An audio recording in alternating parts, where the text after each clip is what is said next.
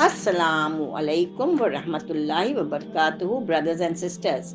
Myself, Zaida Sachidina, welcome you all to our channel Nemat Islam, where we will discuss a very important topic which is much needed in today's time, all from the Quran and Hadith. So, are you ready to save your marriage or to make it even more blissful and at the same time be a Jannati? Bismillahir Rahmanir Rahim. Point 9. Meet sexual desires of husband. One of the main reasons why marriage has been prescribed is for a man to abstain from fulfilling his natural sexual desires in an incorrect place or in a wrong manner, but rather fulfill them with a woman who has been made his lawful wife and has become permissible for him, that is, by Nikah or wedlock. For this reason, the husband must be granted the chance of fulfilling his desires whenever he feels so. The wife must not unnecessarily refuse or present lame excuses for this. Then where does she expect him to fulfill this desire if she continuously refuses to do so? That is a question she needs to ask herself. If she does so, then she is guilty of encouraging his misbehavior or misconduct. So, in a way, sometimes she is encouraging him towards doing haram. This is a very serious thing to note, as sometimes, or maybe very often, we do not see the intensity of damage we are causing to our marriage. May Allah Almighty protect us all. Prophet Mohammad, peace be upon him, has gone to the extent of explaining that even if a woman is busy, for example, cooking or doing something else, and her husband calls her, it is her duty to actually respond and go to see to the need of her husband. Prophet, peace be upon him, has taught us so much. He has actually taught us that, look, the man also needs to consider the plight of their wives. It is against Islamic teachings to unnecessarily abstain or turn a blind eye. May Allah Almighty grant us the ability to be steadfast. Of course, I know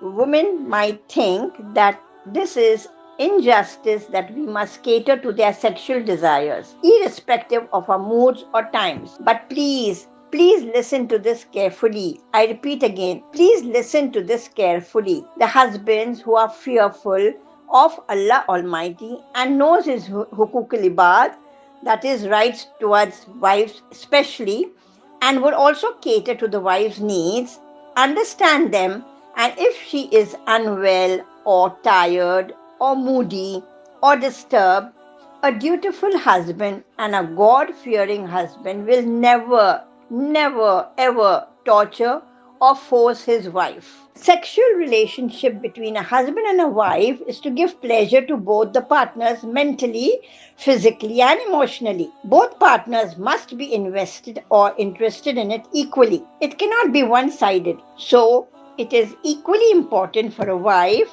to cater to his desires, as a husband is also doing the same to her. If a wife refuses to respond to her husband's request for intercourse, she has done something haram and has committed a major sin, unless she has a valid sharia or excuse such as menses, obligatory fasting or sickness.